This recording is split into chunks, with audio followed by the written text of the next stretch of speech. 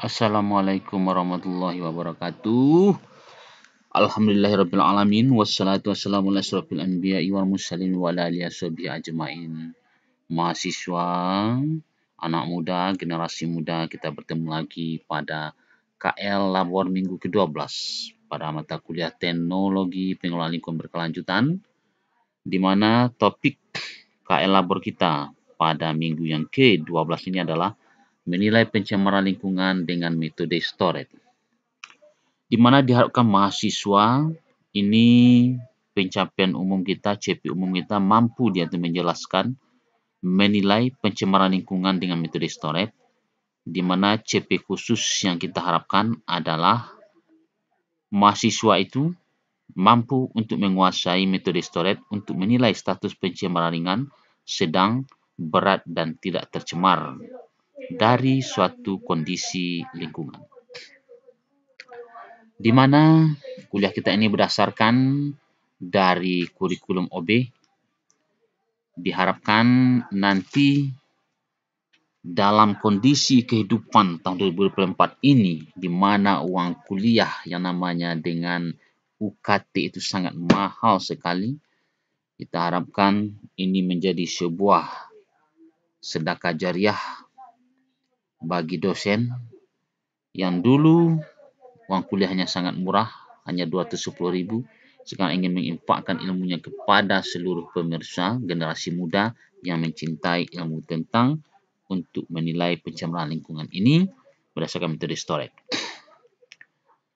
Kita berangkat kepada sebuah metode kasus yang telah dilakukan penelitiannya oleh anak bimbingan dari Bapak Aflizar, PhD, di mana dia itu ingin menilai status pencemaran air sungai Batang Agam yang terdapat di Kabupaten 50 Kota dan Kodia Payakumbuh di waktu hujan dan suasana cerah.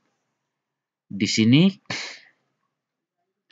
kita akan melihat di mana itu Kabupaten Payakumbuh, Kabupaten 50 Kota dan Kodia Payakumbuh. Inilah dia.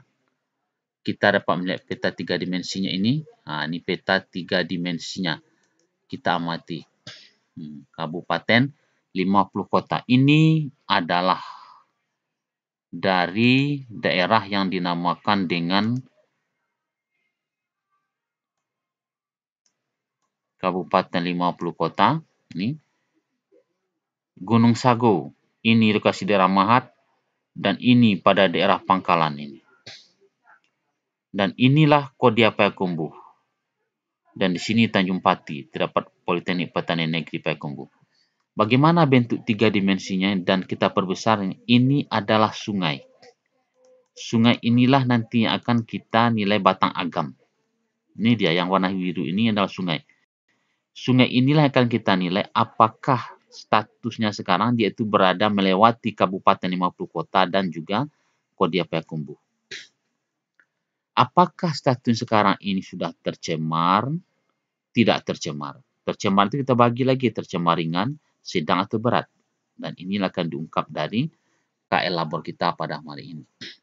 Dari mana datanya sumber pencemaran? Karena pabrik di sini tidak banyak, pabrik cat tidak banyak, kadang pabrik sawit juga tidak ada, hanya yang ada rumah makan, rumah tangga, domestik. Ini adalah sebaran nagari.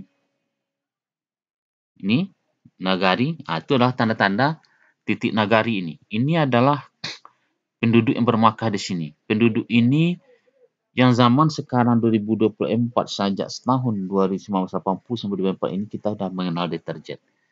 Deterjen inilah yang kemudian pertanian kita mengenai pupuk dan pestisida. Dan deterjen, ingat, kita beli dalam 1 tahun itu kurang lebih 18 kg. Apakah yang berbentuk butiran padat tersebut setelah larut dalam air kita ambil lagi? Tidak. Semuanya mengalir ke bandar-bandar kecil, kemudian ke sungai. Dan inilah yang akan membuat pencemaran itu sungguh banyak. Kalau kita hitung satu keluarga 18, tapi satu kabupaten ini berapa jumlahnya? Nah, ini juga. Ini adalah kode-kode dari penduduk yang berada di sana, nagari. Ada kurang lebih dari 80-an nagari yang ada di Kabupaten 50 dan Kodia Payakumbuh ini. Mari kita tengok lagi kondisinya ini di dalam keadaan 3 dimensi ya. Kemudian kita coba membuat ini, kita putar-putar. Bagaimana bentuknya? Ini adalah penampakannya. Bagaimana kita menampakkannya? Nih, 50 kota itu Gunung Sago nih. Kita tengok dari segala sisi. Inilah dia. Ini Gunung Sago. Kemudian apabila kita putar-putar boleh. Posisi penampakan seperti ini. 3 dimensi ya. Nih. Kalau kita putar lagi. Nih. Bagaimana kalau kita putar-putar dia rotasi? Inilah dia. Jadinya. Kalau kita rotasi dia. Ini dia Gunung Sago tadi. Kita putar lagi bagaimana? Ini. Nampak. Dari segi sisi kita melihatnya.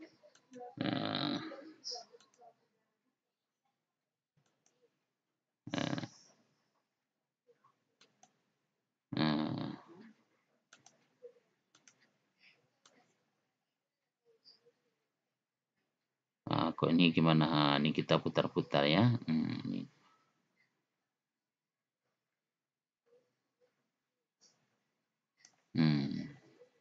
Inilah yang akan kita amati nanti. Ini yang peta 2 dimensinya. Kemudian yang 3 dimensi. Mana yang 2 dimensinya? Nih. Di bawah ini adalah peta 2 dimensinya. Ini dia peta 2 dimensinya. Oke. Mari kita lanjutkan. Inilah sungai-sungai yang ada di Kabupaten 50 Kota dan Kodia Payakumbuh tersebut. Sekarang setelah dengan berjumlah penduduk ini, banyaknya deterjen yang dibuang, banyaknya sisa dan lain-lain itu, limbah-limbah domestik itu, apakah dengan jumlah penduduk yang 190.000 kakak ini mampu mencemari sungai? Nah, kita amati.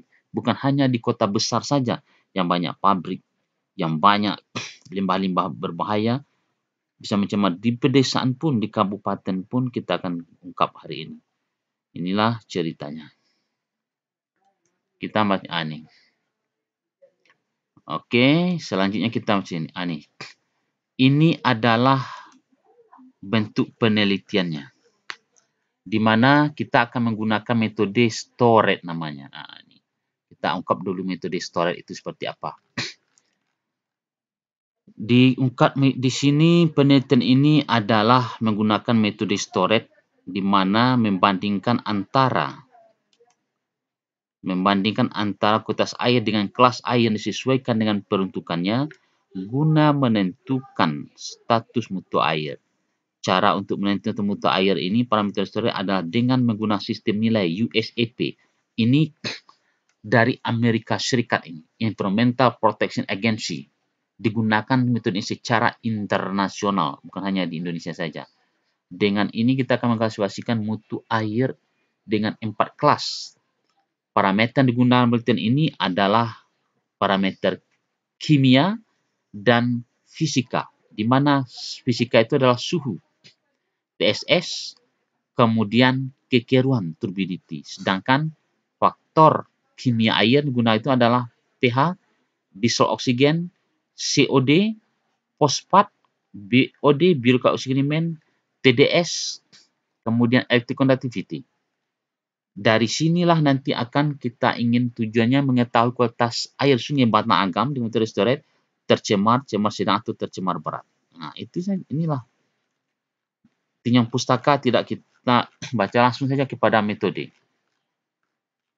Di mana metodenya ini adalah bagaimana pemakaian metode storage. Ini dia. Penentuan status mutu air.